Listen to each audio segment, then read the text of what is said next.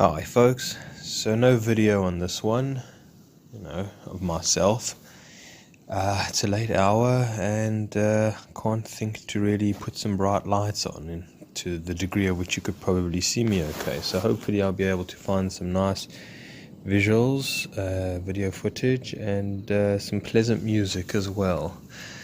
I like to be a little bit creative in my productions and whatnot. So I was thinking of the title for this talk being, "Oh, how we wish they would grow." I'm not talking about plants or vegetables or something like that, but people in our lives. Okay? And, the thing is that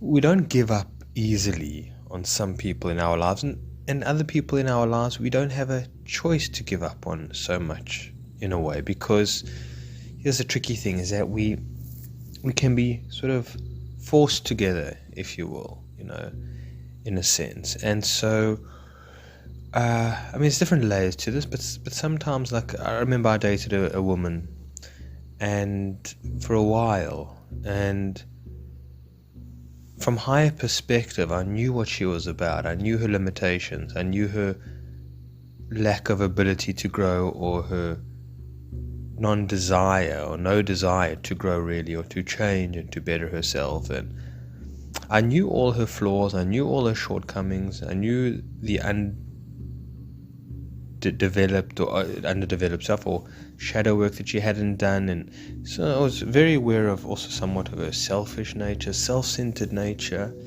Also was very aware of how she would not want to look at reality in the grander, bigger picture of things, just in reality in life, how she was kind of immature in that way, and just sort of wanted to stay Peter Pan and not really grow up. And I knew all of this, and I knew that I couldn't tame her in a way,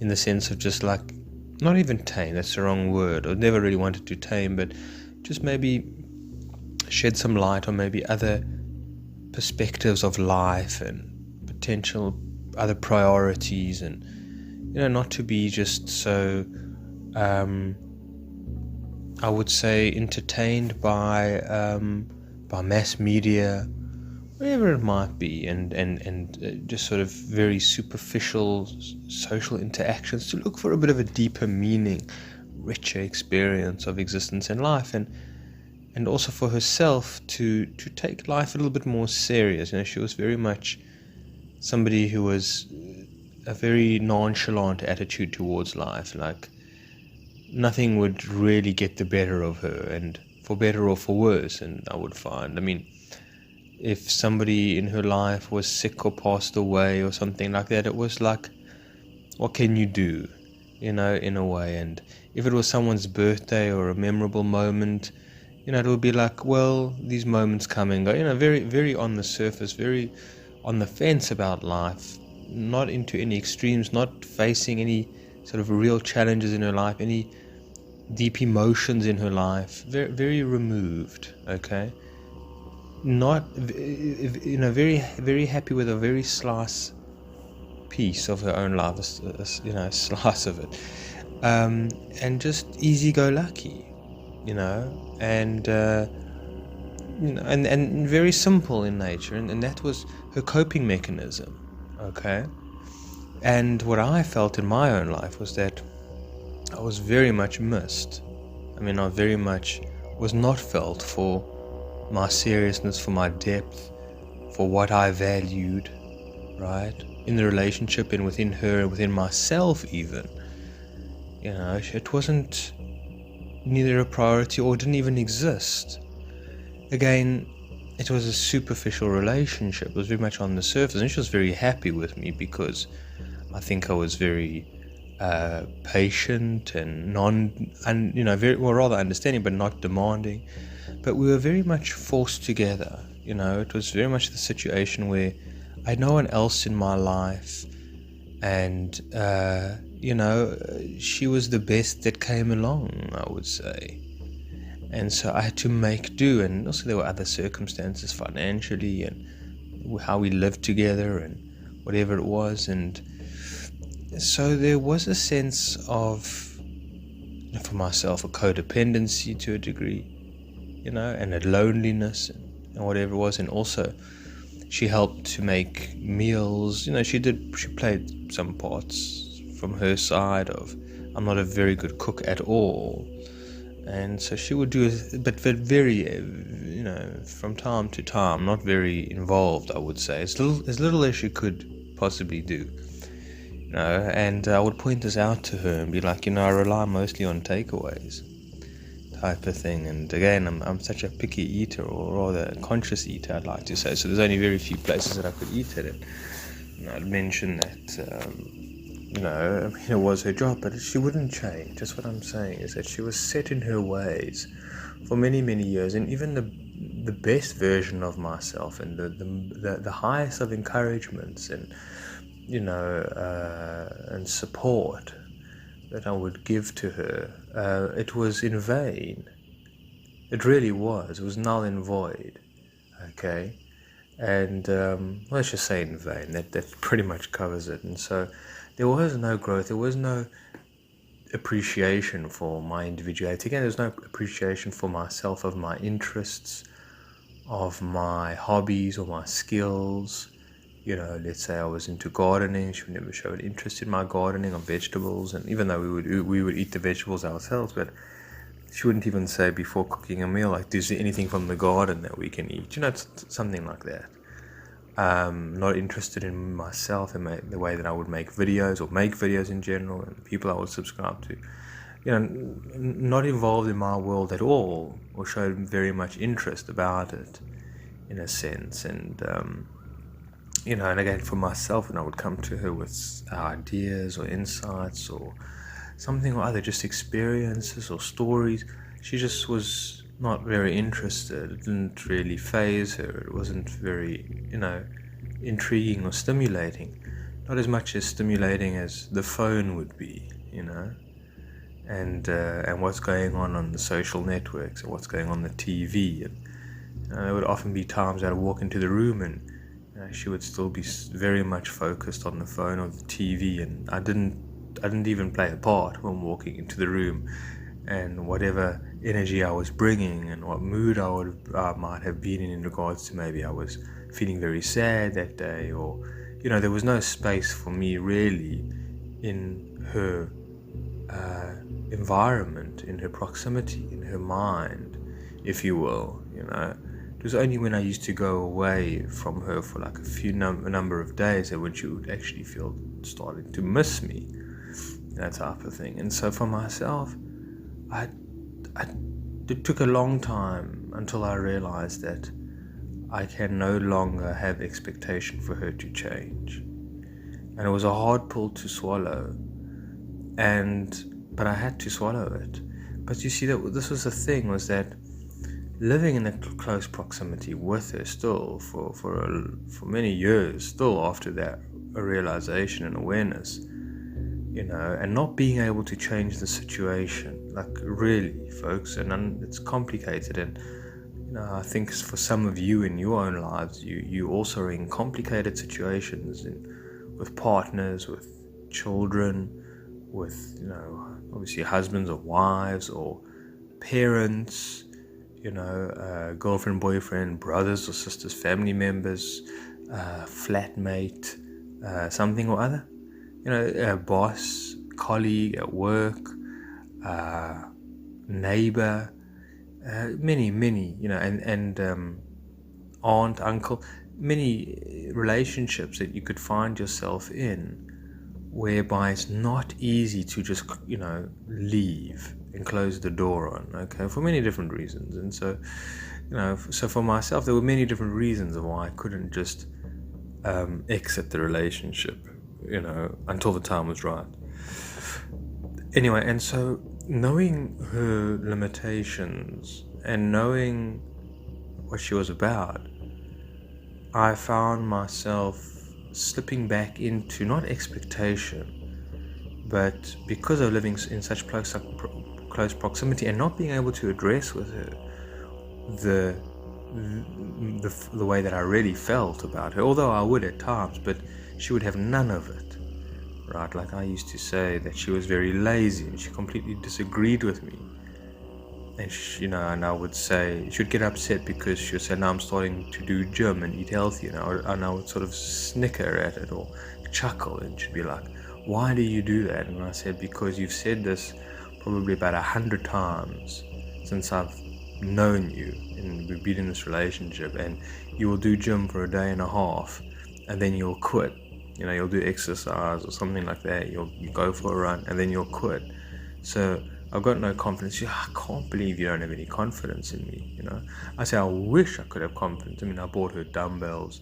I downloaded her exercise videos from YouTube and things like that for her to get going, or inspire her. Let's go for walks, let's go for jogs, let's get some fresh air, let's get outside. And she was not having any of it.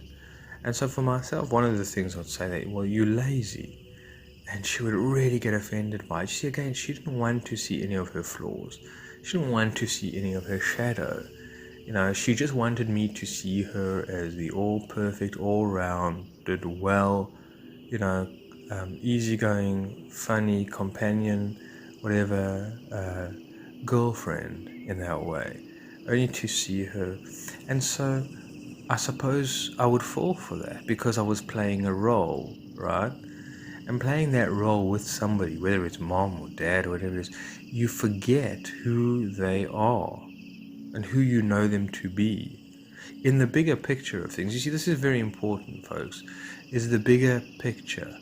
Is because sometimes you might, you have a father that's a narcissist or something like that, or a mother who's very, very close-minded, right, and very disingenuous and very uncaring and sympathetic to your feelings and your stories and whatever it might be, and you have a moment of heartfulness with them, just one moment, an afternoon, on a rainy day or something. Either it's 5 minutes of the moment, it's after a funeral, it's after a tragedy, or while you go through a tragedy or some kind or another, and you have a moment with them, right?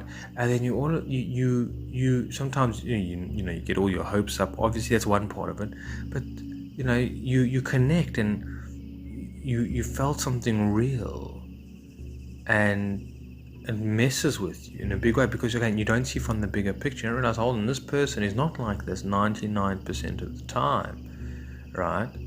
They're not like this at all. They're not truthful, they're not honest, they're not respecting for who you are, they're not growing in themselves. It's not just about a relationship for them towards you, but it's a relationship with them towards themselves, that's lacking. And so, but sometimes we lose track. When we immersed in relationships of such, we lose track of the bigger picture of who the person is. Again, not just because maybe we have those brief moments of connectedness, of heartfulness, but also because of your situation, because you're having to wear a mask, because again, you can't get out of it, of the situation or whatever it is. Like, I just think sometimes, if you have a boss and you can't quit your job just yet because you're still waiting to line up another job, and I don't know.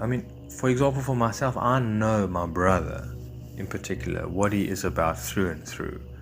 Like, even if I'm with him, and I speak to him, whatever it is, I don't know. I don't miss a beat. I know exactly what he's about, right?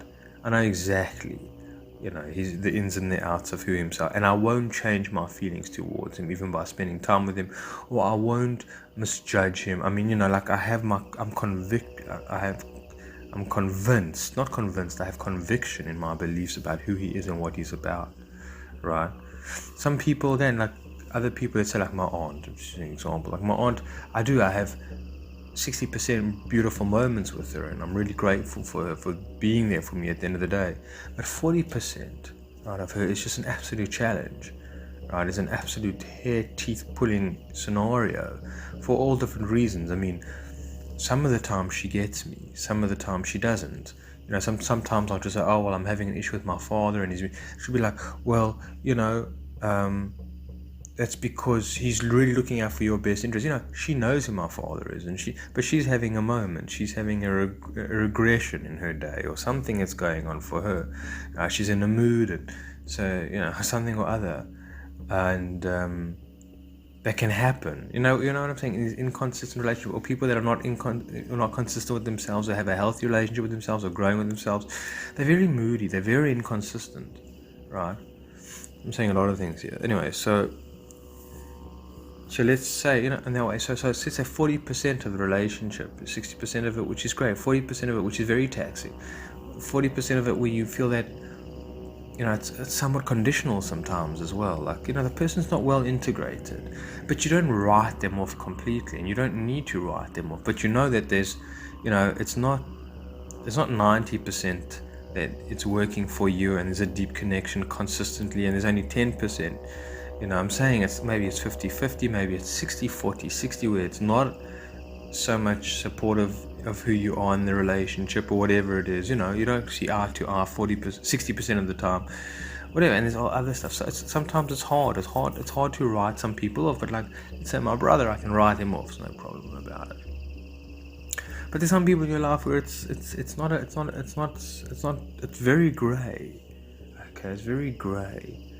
And also sometimes in regards to being a conscious individual, or something like that, on this path less traveled, there's very few people that travel, and so you haven't got many people in your life, right? Or I find, and so you're having to make do with what there is available. And again, it's not the highest caliber of people that happen to be around you. Unfortunately, this seems to be the case, and for a lot of us, they don't seem to be around us in our proximity. They seem to be online, somewhere in another country, whatever it is. So not right in front of us. The very people in our lives, very, very low caliber.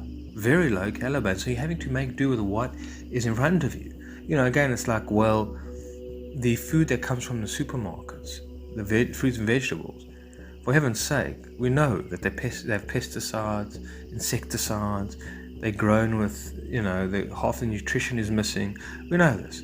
But this is what you have to do. You have to eat the food, otherwise you're not going to get fruit and veg, right? You don't have an organic garden a lot of the time growing in your backyard, or you don't have an organic farm, farmer's market that opens, every second day down the road from you that's affordable. You don't, so you have to make do with what you have, okay? And so that's what I'm saying. When it comes to people, comes to relationship, that's what we have to have, right? And a lot of the time, the relationships can obviously be more toxic than they are healthy, okay? And then some relationships, again, like how you're really sort of tied together, joined by the hip, all right? And so we can't necessarily, anyway. So for myself, oh, how I wish she would grow. Oh, how I wish she would change. Oh, how I wish she would evolve, But alas, there was no growth, and that was 4 or 5 years of my life. And so very hard knowing this, to actually invest in the relationship, knowing this and realizing that who you are, what you've been about, has been met on maybe a 10% level, appreciated, valued on a 10% level. And you've been feeling that way about yourself as well. You reflected on yourself 10%, because that's all they're mirroring to you. And they may be the only person in your life that are mirroring anything at all. Other people may be only mirroring 1% of you. 0.1. It's desperate, folks. For some of us, it's really, really desperate. Okay. Whew. And so that's the way it goes. And so for myself, what can I actually say here? Well, it's painful, folks. It's painful, and it's very hard on the mind. It's very hard on the psyche in a way, because, well, it's hard in general. It's very difficult. I'm saying it's heart sore. It's absolutely heart sore. It's for one is because you're having to put in so much and get so little in return, because you have so little to work with, and what you have to work with is such a minuscule amount that it's just heartbreaking, and it's also for the other person that you look at it and say, well, there are beautiful qualities. There is great potential to this person, but yet it will lie dormant, most likely until the day they die. And so you having to see this person live a false life. Okay, you might say it's a judgment, but and it's not you're coming from a heartful place. You look at them and you say, you know how powerful they are, you know how beautiful they are, you know how creative they are, how funny they are, how intelligent they are, whatever it might be, and you just see it go to waste in this lifetime. You just see it dormant, right? And it's a heartache to see, and so you pull your love away. And I remember as somebody I used to listen to, I can't remember his name, I haven't listened to him for years, he would say that the love that you withhold is the pain that you carry. Okay, so the love that you can't afford to others, give to others, share with others, right? Appreciation about who they are, support in who they are, commitment, unconditional love to who they are. You have to hold that back because they don't really want it or deserve it. Or you can't love something that's not growing. You can't appreciate it and say, well, I'm very happy that you're not growing. I'm very okay with it and I'll love you anyways. You can't do that, right? And it can become like, even if you're dealing with somebody who's an alcoholic or a drug addict, and you love them, but you want them to get better, and they try and get better, and then they don't get better, and you love them and support them, and then they fall off the wagon again, and again and again and again, and so you get your hopes up, or you put your love back in place, and you support them and you invest in them, and they do it again, and eventually you say, I can't do this anymore. I retract my love, and that love, is very painful to retract and remove from that person, right? But it's got to be done. Not in every occasion, but depending on how much strength you have, it's dependable. It's circumstantial. Whatever it is. Anyway, so oh my, wouldn't it be lovely if they grew and changed? And so what's my point now? What am I trying to say? It's hard on the psyche. It's hard because you play a mask, you play a personality, a persona, okay, and you don't want to be offensive to the person. You want to meet them on the image that they see about themselves, the way that they see themselves, the denial that they have about themselves in reality, right? Their mapping of reality and life, their understanding. You meet them on that level, which is very, very shallow, okay? Is very, very on the surface of things. Again, I would meet this girl on her level, right? On her caliber, well, not this, right? But on her level, and that's the only way that she could understand me, or I feel that we could relate. Because any other level, it was incomprehensible to her, or highly discomforting to her, right? It's like your boss, or your mom or your dad, right? You got to meet them on the level of let's say, for example, when they see themselves as not just as superior, but grandiose, okay, and perfect, or flawless, or beautiful, or talented, or successful, or funny, wild, or clever, or something or other, charming, right? You got to, and they've distorted themselves into an image that they like, that they wish to see themselves by, and for other people to see. Again, on Facebook and all these Instagrams and these social medias, we only show often of the time the best photos of ourselves. We have a selected image that we want to show to the rest of the world, and the other parts of us we just sort of suppress and dump into our shadow and our ego, into our unconscious and whatever it is. And so we want to just project this image of what we wish people to see us by, and how people should relate to us and understand us and respect us by, which is generally sort of just a caricature of it a lot of the time. It's you get it. And so you meet them on that level, in order to continue playing the game or have some kind of relationship with them. You have to. I mean, like I said, with your boss who thinks he is the world's best boss, or the dad who thinks he's the world's best dad, and did everything for his son, sacrificed his own whatever, sacrificed so his son could go to school, pay, whatever, you know what I'm saying? And the father that's always been there and always bought the best presents and always been the most supportive, but really it wasn't the case at all. Maybe the father was very pressurizing on the child, very cynical towards the child, highly competitive with their child, and whatever, it wasn't a healthy relationship, but they want to see themselves as perfect. Or whatever, the image. So you got to relate, you read the person, okay, who you're working with, their image, you see, and what you do is you copy and you fit yourself into the sort of reality tunnel, dimension, whatever it is that they have, their echo chamber that they are part of. You mold yourself and you fit yourself and you become a player in their world, in their stage, in their movie, in their act. And that's the only way, again, with your boss, father, mother, a lot of the time, will you have any relationship whatsoever. And so this is what happens, and this is my point that I'll start ending off on, is that with this woman, I would meet her on her level, on not just, of whatever it was, and on accepting her flaws, accepting her dormancy, right? Her inability, her incapabilities, her lack of self-belief, whatever it is, her superficiality, her immaturity, whatever it is, her irresponsibility.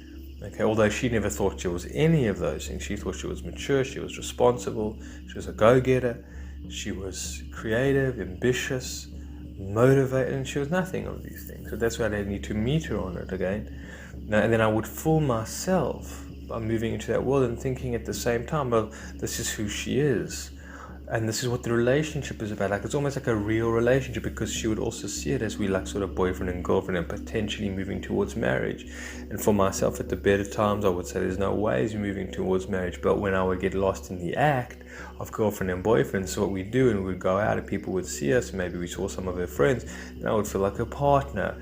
And I would have this social image as well now that I'm engaging with, and another further lie or illusion. And so I would fall into the patterns of the so-called relationship and the conditioning, whatever it is. You see what I'm saying? And so, and that's what would happen. And so we lose ourselves in these relationships with people that we have in our lives.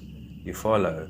And so can be you, mother, daughter, father, son, all those relationships that are so, whatever, regressed a lot of the time. Family members are massively regressed relationships. And so again, for me, I got to play the younger brother to my older brother, like, I'll go fetch your slippers for you, no problem, type of thing. Or I'm the sort of firstborn, so what do I know? You're so intelligent and so much stronger than me, type of thing. And so it's juvenile, but that's the only way. It's regress, and so that's what you got to do.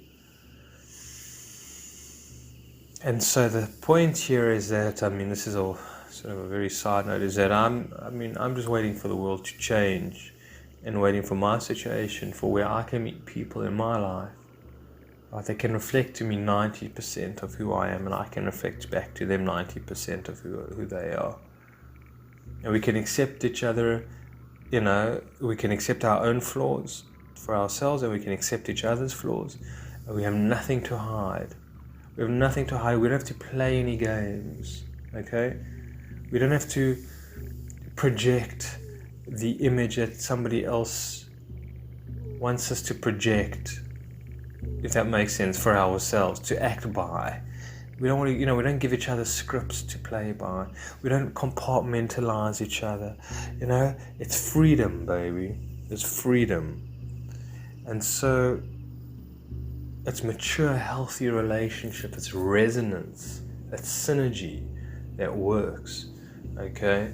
And so for myself, I'm hopefully in the future looking for more opportunities of those kind of relationships, because they're so very well needed and necessary. And I'm sure for some of you folks out there, what a tough go it's been and what it is. All these changes going on in the world, I kind of just say, it's coming. A new dawn is breaking, and no longer will we have to submit ourselves, whether it's to politics, governments, authorities, social groups, crowd, herd, mindsets, whatever it is, nothing. The law of nothing, right? We will submit to our own selves and, the divine above us, our real creator, our true maker, and whatever it is. And so hopefully that time is coming, and it's coming soon, folks, because for myself, I'm tired of playing these bloody games. I'm tired of feeling like a ghost in somebody else's life, okay? Underappreciated, having to play it small, having to witness them throw their lives away, okay? Their potential away, right? To stay regressed, to stay like that seed that never sprouts, and just to watch that, and so many people that I know, and then also I don't have to be involved with people that are also confusing as well. Like, I just want healthy people. They don't have to be perfect 100%. Give me 80%. Give me 75% of healthy people. 25% can, I'm saying fine. I mean, I'm probably not even close to 75% myself.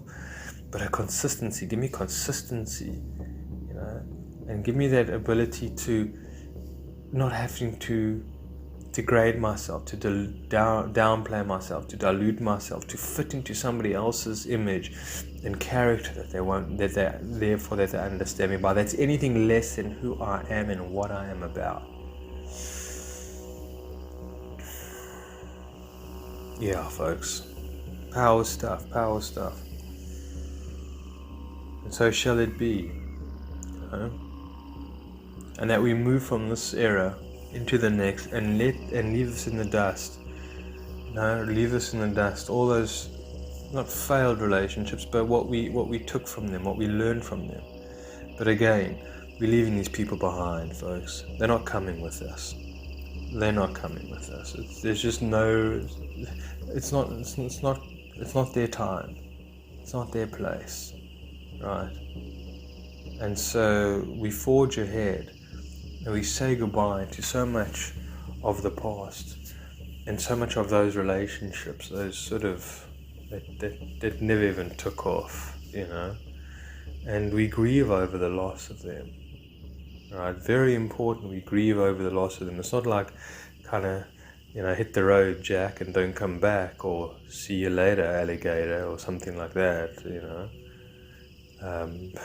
It's not like that. It's a letting go. It's a sorrowfulness. It's a sorrow. It's a grief about what could have been, but wasn't, in a way.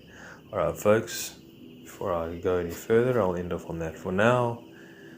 And you know what? Do me a favor. If you've made it this far and you've benefited from some of the things that I've said, just mention that in the comment section.